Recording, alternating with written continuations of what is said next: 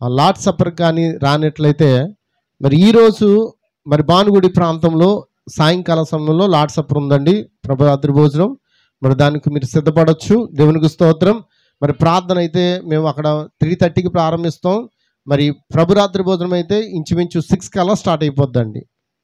ఎంతమందికి అర్థమవుతుంది? దేవునికి స్తోత్రం. 1 అవర్లో అది కంప్లీట్ అయిపోద్ది. 7 కల్లా మేము క్లోజ్ చేసుకుని మరలా మేము గృహానికి రావడానికి అవుతుంది. దేవునికి స్తోత్రం. గుర్తించండి. దేవుని మిమ్మల్ని దీవించును గాక. ఈరోజు నాకు చిన్న అంశం మీతో మాట్లాడాలని ఆశపడుతున్నాను. ఎక్కువసేపు ఈరోజు వాక్యం ఉండకపోవచ్చు, కానీ ఇది ఉపోద్ఘాతం లాంటిది. సరే, ఈరోజు మరి కొన్ని విషయాలు మనం ధ్యానం చేద్దాం. ఎందుకంటే పాత నిబంధన ఎప్పుడు కూడా మనల్ని ఏం చేస్తుందంటే సరి చేయడానికి అది రాయబడిందని ఎంతమంది నమ్ముతూ ఉన్నారండి? దేవునికి స్తోత్రం. ఎందుకంటే ఏ విషయం రాసినా దృష్టాంతంగానే రాయబడి ఉంది. అంటే జరిగిపోయిన స్టోరీలు తెలుసుకోవడం వల్ల మనకు ఉపయోగం ఏంటి అని అంటే, జరగవలసిన మన జీవితంలో అలాంటి సంగతులు జరగకుండా చూచుకోవడానికే దేవుడు వాటిని ఏం చేశాడు? దృష్టాంతములుగా మన కొరకు రాసి ఉంచాడు. దేవునికి స్తోత్రం. ఎంతమంది నమ్ముతూ ఉన్నారు? దేవునికి స్తోత్రం. హల్లెలూయా.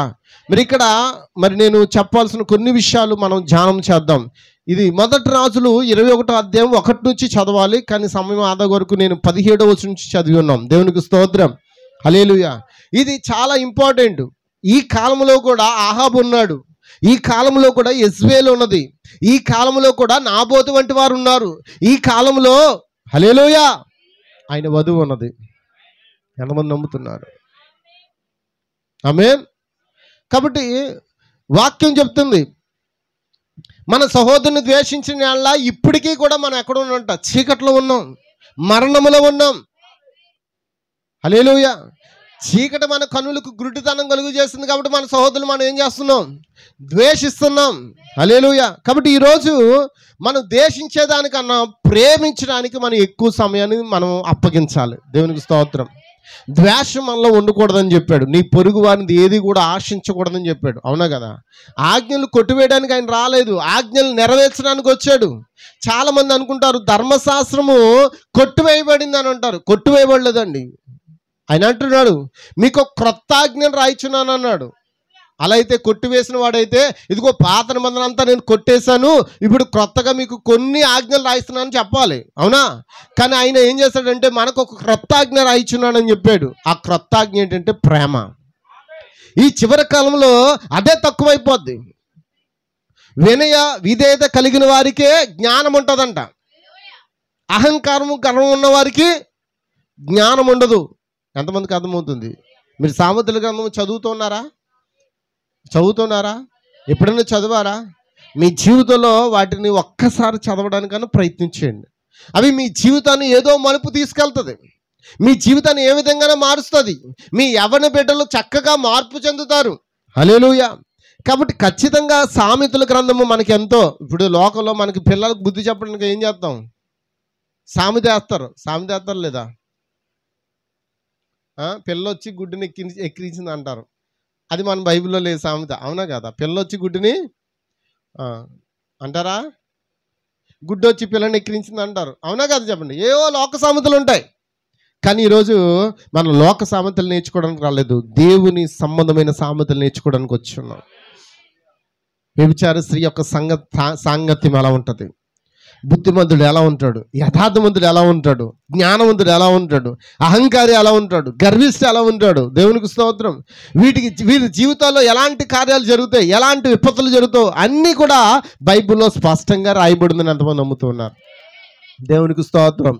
ఈరోజు ఉపద్ఘాతంగా కొన్ని విషయాలు మీతో మాట్లాడాలి, నేను ముందుకు తీసుకువెళ్తాం అనుకుంటున్నాను. దేవునికి స్తోత్రం. హల్లెలూయా. కాబట్టి ఈ సంగతులు జరిగిన తర్వాత ఇజ్రాయెల్లో షోమ్రోను రాజైన ఆహాబు నగరును ఆనుకుని ఇజ్రాయెల్ వాడైన నాబోతునకు ఒక ద్రాక్ష తోట కలిగి ఉండగా, దేవునికి స్తోత్రం. నాబోతు, ఈ కాలంలో నాబోతు ఉన్నాడు. నాబోతు ఎవరనంటే నాబోతే క్రీస్తు అయి ఉన్నాడు. ఎంతమందికి అర్థమైందండి? నాబోతు ఎవరండి? ఎట్లా? హౌ? మోషే క్రీస్తు అయి ఉన్నాడు, దావీదు క్రీస్తు అయి ఉన్నాడు. ఆమేన్. హల్లెలూయా. నిజమేనా? యెహోషువ క్రీస్తు అయి ఉన్నాడు, దావీదు క్రీస్తు అయి ఉన్నాడు. ఒక్కొక్కరు భక్తుల జీవితంలో ఆయన తను ప్రతిబింబించుకుంటున్నాడు. ఈ నాబోతు కూడా ఎవరనంటే ఒక నీతిమంతుడు, అతని జీవితంలో క్రీస్తున్నాడు.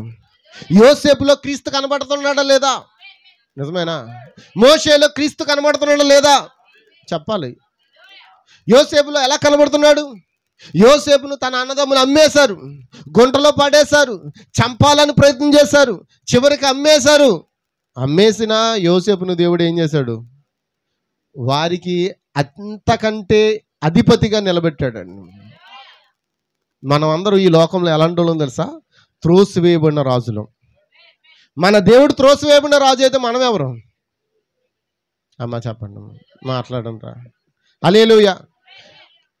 ఎవరు నన్ను చేయి విడచినన్ యేసు చేయి విడువడు, ఎవరు నన్ను చేయి విడచినన్ యేసు చేయి విడువడు, చేయి విడువడు, చేయి విడువడు, చేయి విడువాడు,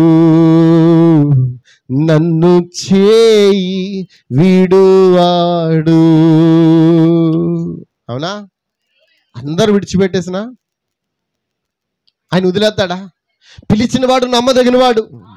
ఆయన పిలుపుకు మనం లోబడినప్పుడు, మన జీవితం ఆయన చేతిలో పెట్టినప్పుడు ఖచ్చితంగా ఆయన నిలబెట్టుకునే దేవుడు. ఒకవేళ ఆయన నన్ను వచ్చామంటే నేనేం చేయాలి? ఆయన కౌగుల్లోకి వెళ్ళిపోవాలి. అందుకొరకే కదా నేను ఆరాధనకు వచ్చేది, అందుకొరకే కదా నేను ఆయన స్తుతించేది, అందుకొరకే కదా ఆయనతో నేను జీవించడానికి ప్రయత్నం చేసేది. దేవునికి స్తోత్రం. శాశ్వతమైనది భూమి మీద ఏది? మనుషుల ప్రేమ కొంత, అన్నదమ్ముల ప్రేమ నిజమేనా? తల్లి ప్రేమ, తండ్రి ప్రేమ అన్నీ కొంచెం కొంచెం కొంచెం కొంచెం, కానీ శాశ్వతమైన ప్రేమ అది అనిత్యం అండి. దానికి అంతం లేదండి. ఇక్కడ నుంచి అక్కడ వరకు తీసుకెళ్లేంత వరకు కూడా ఆయన నిన్ను ప్రేమిస్తాడు. ముదిమి వచ్చే వరకు, లేదా నిన్ను ముద్దాడే వరకు, నిన్ను ఎత్తుకునే వరకు ఆయన ముద్దాడతాడు. ఆయన హల్లెలూయా, హల్లెలూయా. గమనించండి, ఇప్పుడు నాబోతు క్రీస్తుకు సాదృశ్యంగా ఉన్నాడు. మరి ద్రాక్ష తోట ఎవరంట? ద్రాక్ష తోట ఎవరంటే ఆ నాబోతు యజమానుడైతే ఆ ద్రాక్ష తోట ఎవరు కాదు, నేనే. దేవునికి స్తోత్రం. ఆ ద్రాక్ష తోట ఎవరండి? నేనే.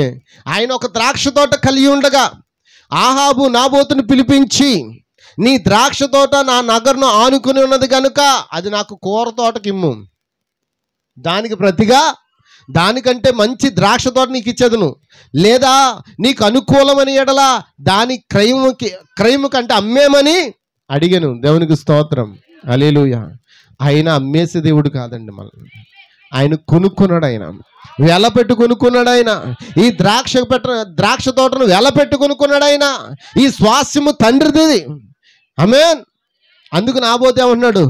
ఇది నాది కాదు, నా పిత్రాజీతం, నా తండ్రిది, ఇది నీకిచ్చుడు నాకు ఎంత మాత్రం వల్లపడదని చెప్పాడు. నాకు ఎవరో గిఫ్ట్గా ఇవ్వలేదు, ఇది నేనేమి ఏమంటారు దాన్ని చూడండి, మన కొంతమంది ఏం చేస్తారు, ఆక్రమించుకుంటారు. గాడ్ బ్లెస్ యు సిస్టర్, నాకు పదాలు దొరకట్లేదు. నిజమేనా? ఆక్యుపై చేసుకుంటారు, ఆక్రమించుకుంటారు. నేను ఎవరిది ఆక్రమించుకోలేదు. నీ గోడ తట్టుంటే నేనేం చేయను, అది నా తండ్రి పిత్రాజీతము, అది నా తండ్రిది, నీకిచ్చుటకు వల్లపడదు అని చెప్పగా, నా పిత్రాజీతము నీకియ్యనని యెజ్రెయేలుడైన నాబోతు తనతో చెప్పిన దాన్ని బట్టి ఆహాబు ఏం చేశాడంట? మూతు ముడుచుకుని వాడే కోపముతో తన నగరకు పోయి మంచం మీద పరుండి ఎవరితోనూ మాట్లాడకుండా భోజనం చేయకుండా ఉన్నాడంట. దేవునికి స్తోత్రం. చూస్తున్నారా? ఎన్ని ఉన్నాయా అక్కడ? మొదటి రాజుల గ్రంథము 21వ అధ్యాయంలో ఉన్నాయా? హల్లెలూయా, హల్లెలూయా. మరి అప్పుడు ఏం జరిగింది? అంతటా అతని భార్య అయిన యెజబెలు వచ్చి, నీవు మూతు ముడుచుకొని వాడై భోజనం చేయక ఉండదువేమని అతను అడగా, అతడు ఆమెతో ఇట్లను, నీ ద్రాక్ష తోటను క్రయముకు నాకిమ్ము, లేక నీకు అనుకూలమని ఎడల దానికి మారుగా మరొక ద్రాక్ష తోట నీకు ఇచ్చేదనని యెజ్రెయేలీయుడు నాబోతుతో నేను చెప్పగా, అతడు నా ద్రాక్ష తోట నీకీయనను. అందుకు అతని భార్య అయిన యెజబెలు, ఇజ్రాయెల్లో నీవు ఇప్పుడు రాజ్య పరిపాలన చేయటం లేదా? నువ్వు ఘనుడు కాదా? నువ్వు రాజ్య పరిపాలన చేయట్లేదా? నువ్వు రాజు కాదా? నువ్వు కోరుకున్నదేదో నీకు ఇస్తాను, నువ్వెందుకు మూతి ముడుచుకున్నావు? హల్లెలూయా. లేచి భోజనం చేసి మనసులో సంతోషంగా ఉండుము, నేనే యెజ్రెయేలు నాబోతును ద్రాక్ష తోట నీకు ఇప్పించదనని అతనితో చెప్పాను. దేవునికి స్తోత్రం. హల్లెలూయా. దేవుని నామమునకు మహిమ కలుగును గాక. హల్లెలూయా. ఒక స్త్రీ అక్కడ ఏం చేస్తుంది? ఒక స్త్రీ అక్కడ ఏం చేస్తుంది? నాబోతు మీద ప్లానింగ్ చేస్తుంది. అమ్మా, ఎవరు ప్లానింగ్? అంతేనా? రాజు ప్లానింగ్ కాదు అది. ఎవరండి? ఆహాబు యొక్క ప్లానింగ్ కాదు. ఆహాబు మూతి ముడిచి కూర్చున్నాడు, నేనేమి చేయలేను అనుకుని మూతి ముడిచి కూర్చున్నాడు. కానీ ఇప్పుడు యెజబెల్ అంటుంది, నువ్వు రాజు కాదా, నువ్వు ఎందుకు బాధపడుతున్నావు, మూతి ముడిచి కూర్చున్నావేంటి? ఎందుకంటే ఆహాబుకి ధర్మశాస్త్రం బాగా తెలుసు. అవునా కదా? ధర్మశాస్త్రంలో ఏముందో చెప్పండి. 10 ఆజ్ఞలు ఏముంది? గట్టిగా చెప్పండి. ఈ కాలప్రత అదే చెప్పాడు, నీ పొరుగు వాని దేన్ని కూడా నువ్వు పూచిక పుల్ల కూడా నువ్వు. అది ఎవరు ఎరిగి ఉన్నారు? ఆహాబు ఎరిగి ఉన్నాడా? ఆహాబుకి తెలుసా? ధర్మశాస్త్రం అంతా తెలుసా? చెప్పండి అమ్మా, తెలుసా లేదా? నీ పొరుగు వారిని పూచిక పుల్ల కూడా నువ్వు ఆశింపద్దు, అది నీకు తగదు అని ఆజ్ఞల్లో రాయబడిన సంగతి తెలుసు. కానీ ఎవరికి తెలీదు? యెజబెలుకు తెలీదు.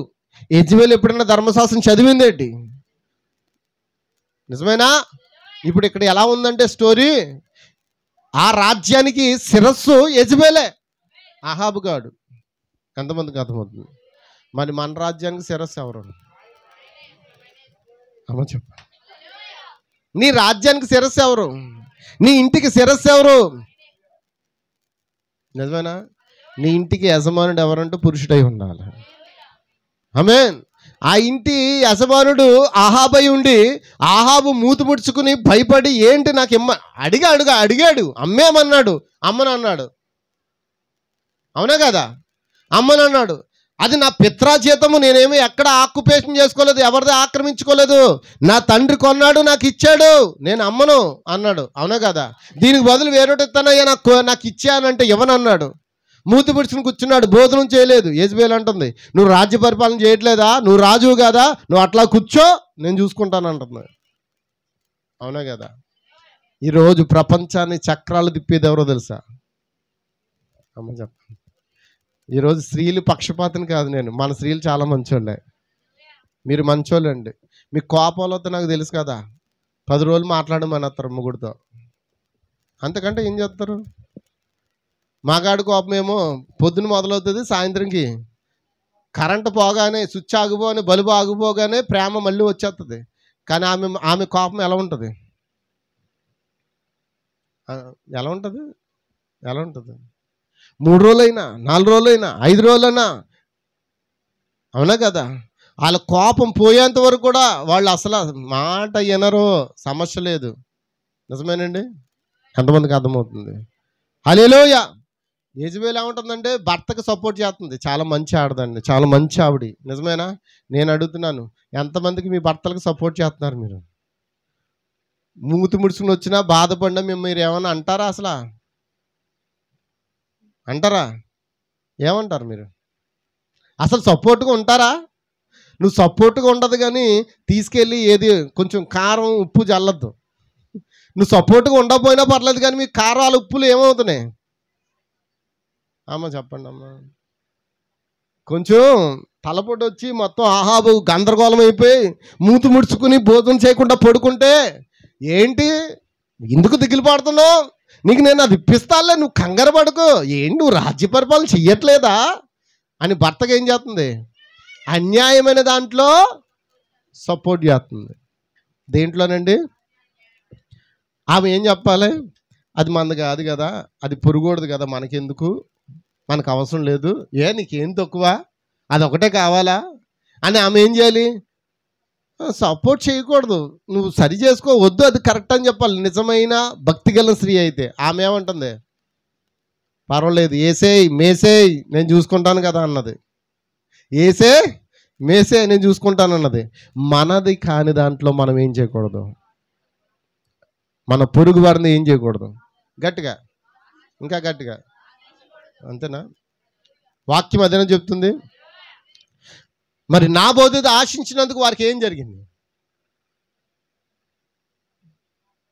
నా బోధ ఆశించినందుకు వారికి ఏం జరిగింది? మరణం సంప్రాప్తమైంది. ఇప్పుడు చెప్పండి, నా బోధ ఆహాబుకి ఎవరు? సహోదరుడు. అవునా కదా? నిజమేనండి? ఇజ్రాయేల్ అందరూ వాళ్ళందరూ ఏమై ఉన్నారు? నిజమేనండి? ఆహాబు నాబోతులు ఎవరు?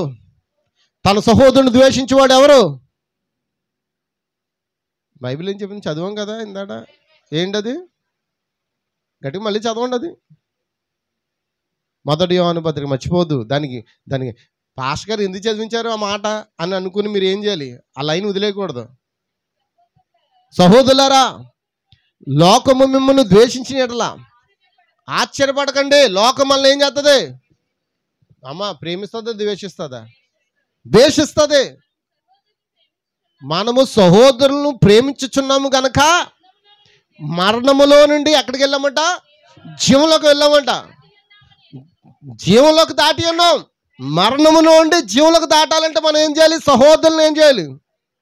ఎవరు మాట్లాడలేదు. ఇష్టం లేదనుకుంటా, సహోదరులను ప్రేమించడం ఇష్టం లేదనుకుంటా. అందుకే ఈ కాలప్రతం అని చెప్పాడు. ఆ లోపల ఉందలే పరిపూర్ణ స్ట్రాక్చర్స్ అనే దాంట్లో ఈ సంఘము సహోదర ప్రేమ మీద మనము కట్టబడి ఉన్నదని చెప్పాడు.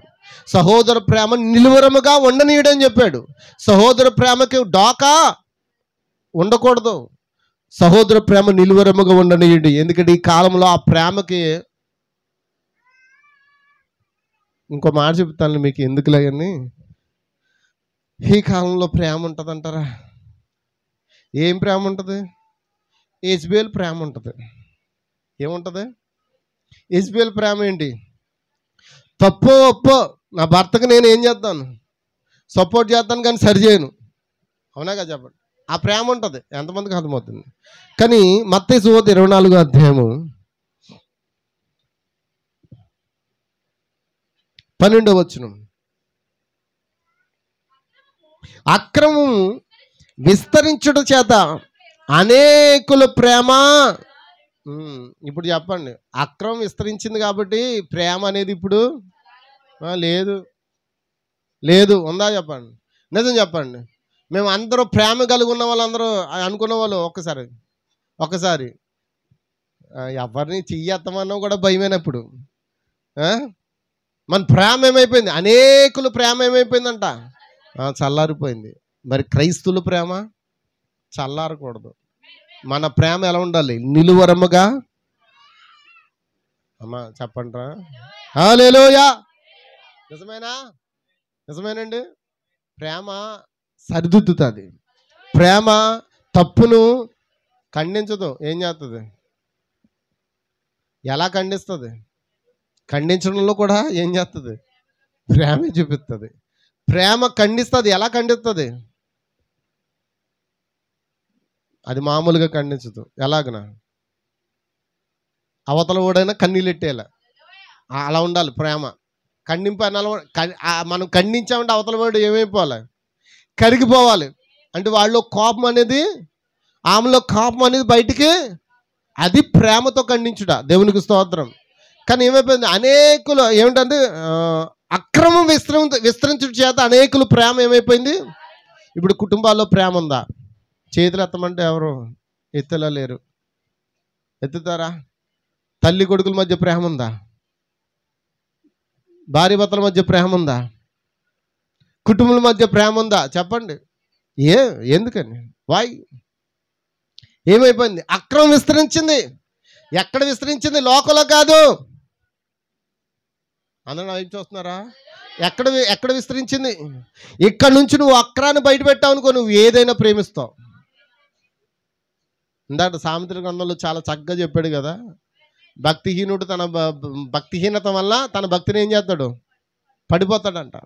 యథార్థవంతుడు తన నీతిని బట్టి అతడు విమోచించబడతాడంట. దేవునికి స్తోత్రం. నిజమేనా? అమ్మా మాట్లాడరా? ఎవరికి లేదనుకున్నావు? మేము అందరూ ప్రేమగానే ఉంటున్నామండి, మా ఇంట్లో ఎప్పుడు గందరగోళం ఉండలేదండి అన్న వాళ్ళు చేతులు ఎత్తండి. ఏ ఆనందం,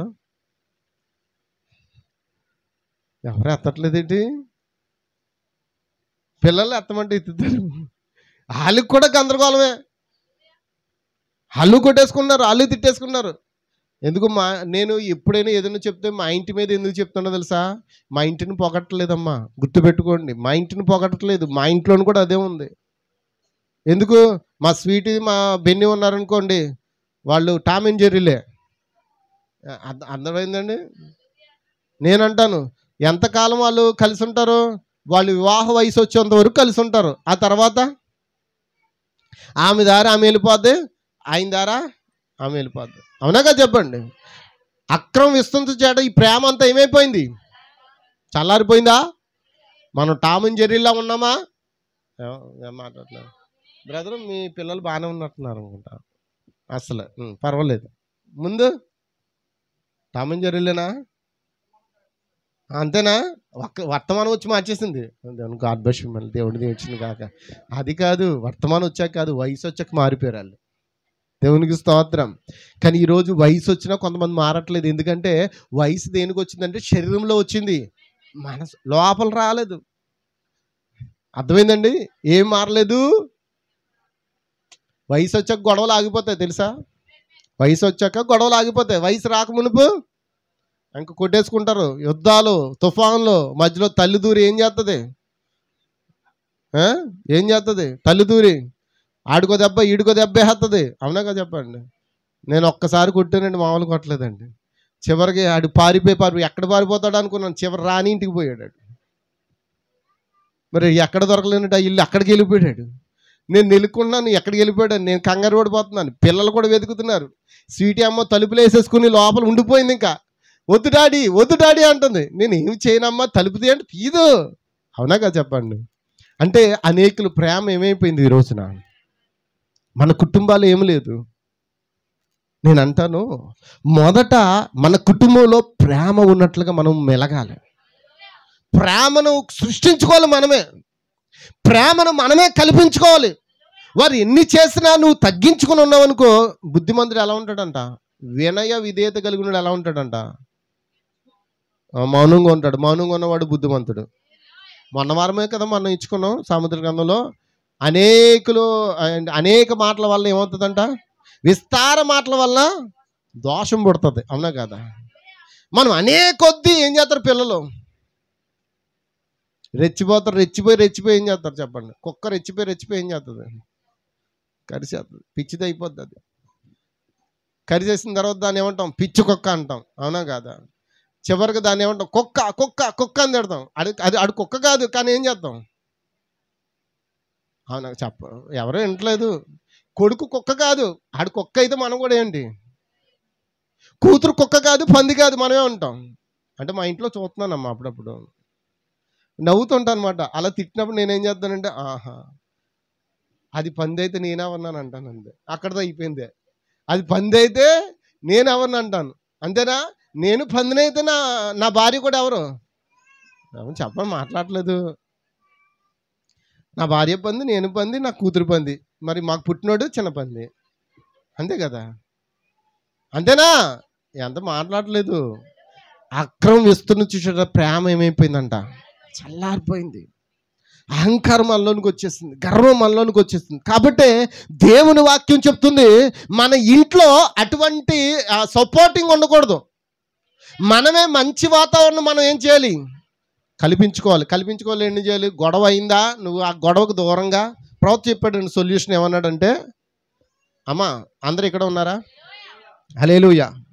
ఇంట్లో ఎంత కొట్టేసుకున్నానండి, బయటోడికి ఎంత తెలియకూడదంట. ఇంటి గుట్టు మనమే ఏం చేసుకుంటాం అంట. అవునా? ఈ బ్రహ్మం గారు అంటున్నారు ఈ వర్తమానంలో, మనమంతా ఇంట్లో మా అన్నదమ్ములందరూ కొట్టేసుకుంటాం. ఎందుకంటే ఆయనే పెద్దోడు కదా, కొట్టేసుకుంటాం. ఎవరైనా మన ఇంటి మీదకి వచ్చారనుకో, అందరూ ఏకమైపోతాం అంట. కానీ ఇంట్లో కొట్టుకున్న విషయం బయట పక్కలు కూడా. కానీ మనం ఏం చేస్తాం? మనమే కావాలని ఏం చేస్తాం చెప్పండి? మా కోళ్ళు అలాంటిది, నా కొడుకు అలాంటోడు, నా కూతురు అలాంటిది అని మనం ఏం చేస్తాం? మళ్ళీ తర్వాత వాళ్ళు కలిసిపోయిన తర్వాత అప్పుడు బాగానే సాగుతూ ఉంటారు. తర్వాత వాళ్ళు అంటారు, అమ్మా ఒక రోజు మీ అత్తగారు ఏముందో తెలుసా,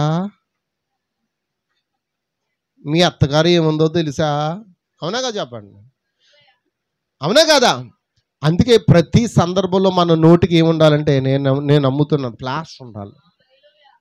పొద్దు నుండి సాయంత్రం వరకు ప్లాస్టర్ వేసుకోండి మీ ఇంట్లో. ఓ 2 రోజులు ట్రై చేయండి. మీ బీపీలు కంట్రోల్ అయిపోతాయి, మీ షుగర్లు కంట్రోల్ అయిపోతాయి, మీ తలపోటు కంట్రోల్ అయిపోద్ది. ఎంతమందికి అర్థమవుతుంది? మాట్లాడడానికి అవకాశం ఇవ్వకుండా మీరు ఏం చేయాలి? నోరు ఓపెన్ అయి ఉంటే బీపీలు అన్నీ వచ్చేస్తాయి. ఇప్పుడు వయసుతో సంబంధం లేదు, అన్నీ అందరికీ ఉన్నాయి. అవునా కదా? చెప్పండి. పిల్లలతో శుద్ధ అందరికి వచ్చాయి బీపీలు, షుగర్లు. కాకపోతే కొంతమంది ఏంటంటే చెక్ చేయించుకోవట్లేదు, అంతే. చెక్ చేయించుకుంటే అవి బయటపడిపోతాయి. అవునా కదా? ఎప్పుడు చెక్ చేయించుకుంటారంటే కళ్ళు తిరిగి పడిపోతారు కదా, ముదిరిపోయి కళ్ళు తిరిగి పడిపోతారు కదా. అప్పుడు వెళ్ళి హాస్పిటల్కి, అప్పుడు ఆ డాక్టర్ ఏమంటాడు, ఎప్పటి నుంచో ఉందామా నీకు, అది ఇప్పుడు వచ్చింది కాదు అంటాడు. ఎందుకంటే తరచూ నువ్వు కోపడుతున్నావు, దాని అర్థం కోపపడ్డు కానీ పాపము.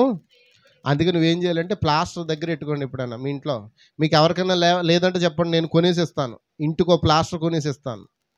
వద్దా? ఎవరి మీద కోపం ఉందంటే ఆ రోజంతా మీరు ఏం చేయాలి?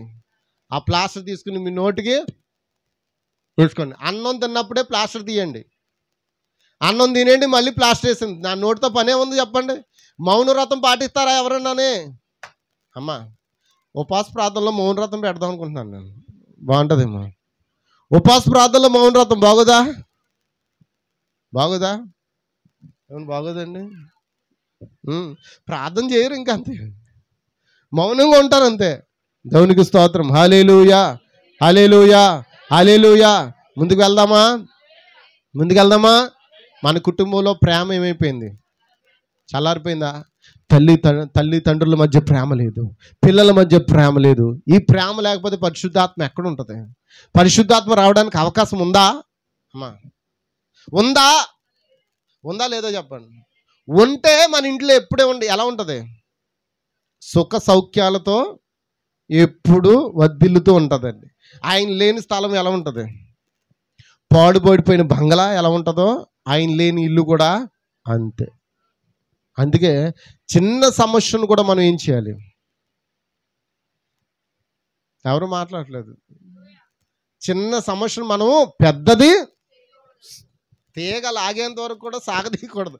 వస్తుంది కదా అని లాగేకండి, ఒక రోజున ఏమైపోద్ది? తెగిపోద్దా? లాక్కండి, అక్కడక్కడ కట్ చేసింది అంతే. తీగ వచ్చినా పిలకలు వచ్చినా ఏం చేయాలి? కట్. ఎంతమందికి అర్థమవుతుంది? లాగేదాకా మనం తెగించకండి. తెగించారా తెగిపోద్ది. ఎంతమందికి అర్థమైంది? దేవునికి స్తోత్రం. హల్లెలూయా, హల్లెలూయా. సరే, ఈమె ఏం చేస్తుంది?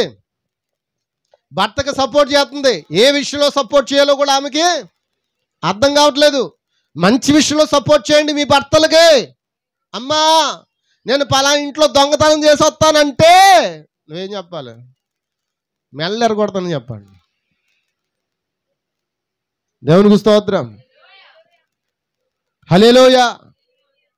అందుకే వాక్యమునకు వ్యతిరేకమైన కార్యం చేస్తున్నప్పుడు మనం మన భర్తలను ఏం చేయాలి? హెచ్చరిక చేయాలి. హల్లెలూయా.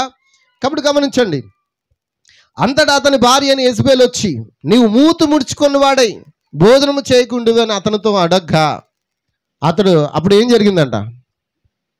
అమ్మ చదవండి, మొదటి రాజుల గ్రంథము 20వ అధ్యాయము. అతడు ఆమెతో ఇట్లేను, నీ ద్రాక్ష తోటను క్రయము నాకు ఇమ్ము, లేక నీకు అనుకూలమైన ఎడల దానికి మారుగా మరి ఒక ద్రాక్ష తోట నీకు ఇచ్చేదనని యెజ్రెయేలుడైన నాబోతుతో నేను చెప్పగా, అతడు నా ద్రాక్ష తోట నీకీయనను. అందుకు అతని భార్య అని యెజబెలు, ఇజ్రాయేల్లో నీవు ఇప్పుడు రాజ్య పరిపాలన చేయట్లేదా? లేచి భోజనం చేసి మనసులో సంతోషముగా ఉండుము. నేనే యెజ్రెయేలుడైన నాబోతు ద్రాక్ష తోట నీకు ఇప్పించదని అతనితో. అంటే ఇప్పుడు శ్రీగారు ఏం చేశారు? యెజబెలు సంఘం ఏం చేసింది?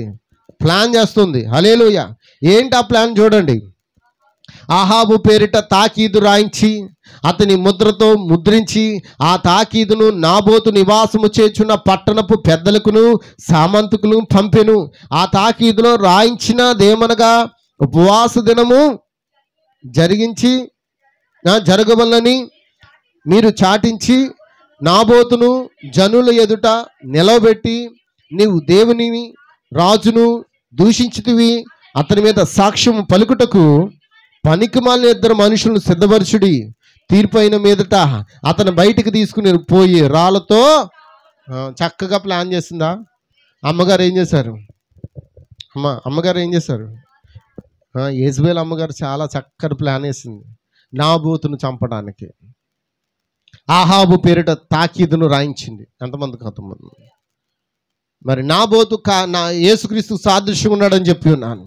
మరి యేసుక్రీస్తు కాలంలో కూడా ఫరో చేత, దేవునికి స్తోత్రం, హేరోదు చేత వాళ్ళు ఏం చేశారు? పిలాతు చేత ఏం చేశారు? తాకీదులు రాయించారు. ఎవరు వాళ్ళు రాయించిన వాళ్ళు? యెజబెలు. యెజబెలు ఎవరు? మరి అప్పుడున్న యెజబెలు ఎవరు? ఎవరండి అప్పుడున్న యెజబెలు? ఎవరో తెలీదా? ఎవరో శాస్త్రీయులు, పరిసీలు, సద్దుకేలు, వీళ్ళు 5 రకాల సంఘాలు కలిపి ఆ యెజబెలు సంఘంగా ఉన్నారు. ఎంతమందికి అర్థమవుతుంది? యెజబెలు అనగా స్త్రీ, స్త్రీ అనగా సంఘము. ఎంతమందికి అర్థమవుతుంది? రాజుల కాలంలో నాబోతును చంపించింది స్త్రీ, అవునా? యేసుక్రీస్తును చంపించడానికి కారణమైన వారు ఎవరు? స్త్రీ, ఇజ్రాయేలు సంఘము. ఎంతమందికి అర్థమవుతుంది? నిజమేనా? హల్లెలూయా. ఈ కాలంలో వధువును హింసించడానికి బయలుదేరింది ఎవరు? స్త్రీయేనా? సంఘమేనా? ఎంతమందికి అర్థమవుతుంది? హల్లెలూయా. దేవునికి స్తోత్రం. హల్లెలూయా. కాబట్టి ముందుకు వెళ్తూ ఉన్నాం. అతని మీద అబద్ధ సాక్ష్యం పలికిస్తున్నది. ఏంటి అబద్ధ సాక్ష్యం? నువ్వు దేవుని రాజును దూషించవని అతని మీద సాక్ష్యం పలుటకు పనికి మాలిన 2 మనుషుల్ని సిద్ధపరచుడి. తీర్పైన మీదట అతని బయటికి తీసుకుని పోయి రాళ్ళతో చావగొట్టుడి. హల్లెలూయా. ఎట్లనగా వారు ఉపవాస దినము చాటించి నాబోతును జను ఎదుట నిలబెట్టి అప్పుడు పనికి మాలిన 2 మనుషులు, ఇది ఉపోద్ఘాతం అండి, నేనేమి వివరించట్లేదు, ముగిస్తూ ఉన్నాను, గమనించండి. అప్పుడు పనికి మాలిన 2 మనుషులు సమాజంలో ప్రవేశించి అతని ఎదుట కూర్చుండి నాబోతు దేవుని రాజును దూషించినని జనుల సమక్షమున నాబోతు మీద ఏం చేశారు? సాక్ష్యము పలకగా వారు పట్టణం బయటికి అతన్ని తీసుకుని పోయి రాళ్ళతో చావగొట్టిరి. నాబోతు రాతి దెబ్బల చేత మరణమైనని వారు యెజబెలుకు వర్తమానం పంపగా నాబోతు రాతి దెబ్బల చేత మరణమైనని యెజబెలు విని, నాబోతు సజీవుడు కాడు, అతడు చనిపోయాను గనుక నీవు లేచి ఇజ్రాయేలుడైన నాబోతు క్రయమునకు నీ కియ్యనొలకపోయిన అతని ద్రాక్ష తోటను స్వాధీనపరచుకోమని ఆహాబుతో చెప్పాను. నాబోతు చనిపోయినని ఆహాబు విని లేచి ఇజ్రాయేలుడైన నాబోతు ద్రాక్ష తోటను స్వాధీనపరచుకొనబోయాను. అప్పుడు యెహోవా వాక్కు ఎక్కడికి వచ్చింది? తిష్బీయుడైన, అంటే ఇన్ని సంఘటనలు జరిగిన తర్వాత ఏ ద్రాక్ష తోట అయితే శత్రు చేతులకు వెళ్ళిపోతుందో ఆ ద్రాక్ష తోట నిమిత్తము దేవుడు ఎవరు లేపాడు? తిష్బీయుడిని లేపాడండి.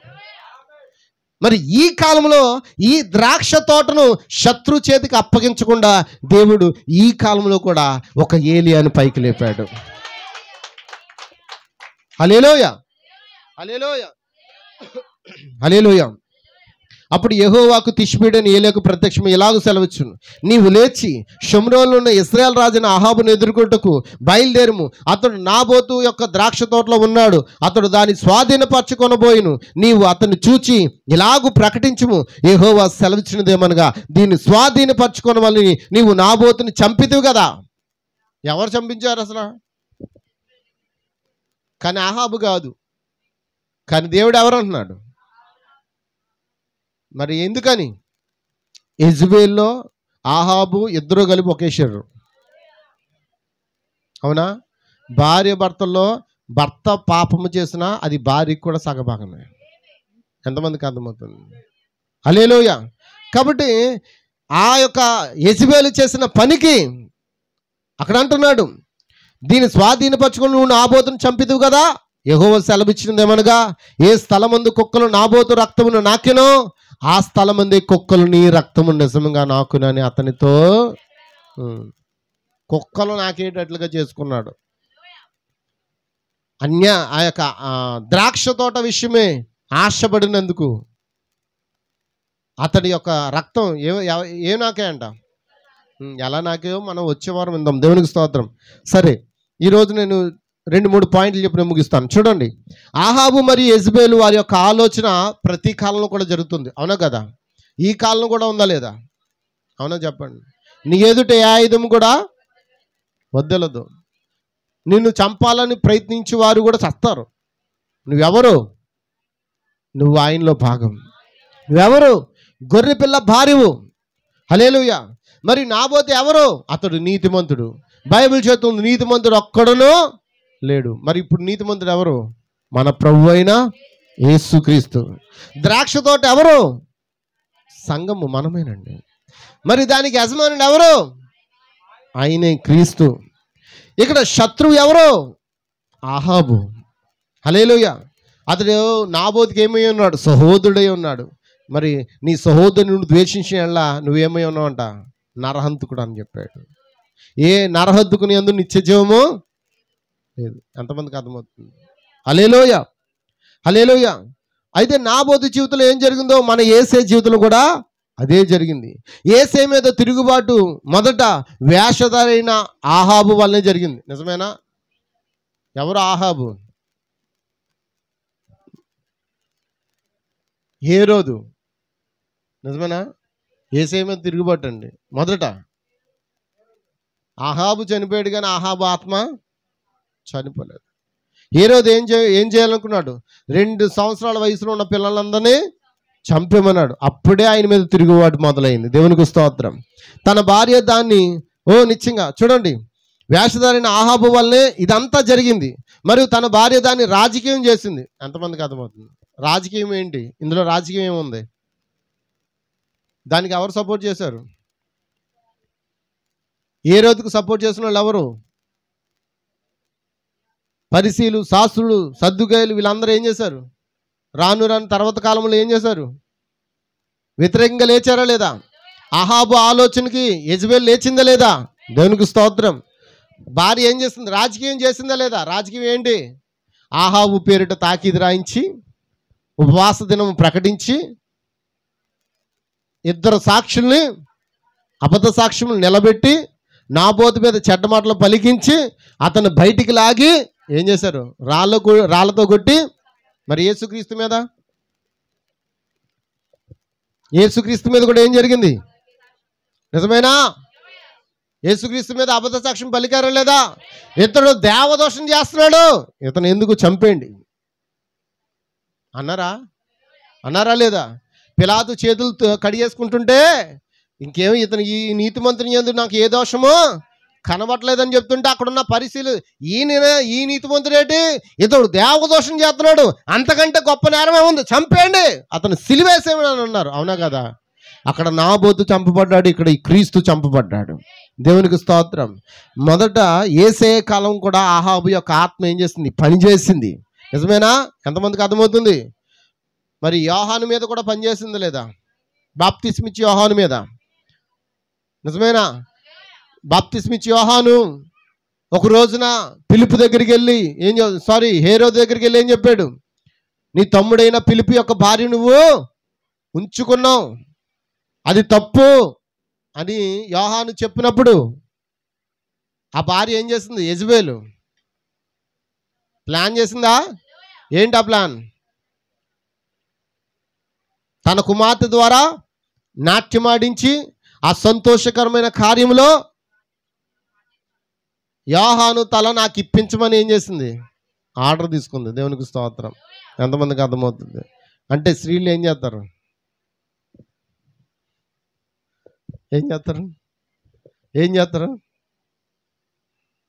ఏమీ చేయరు. ఏం చేస్తారమ్మా? చెప్పండి.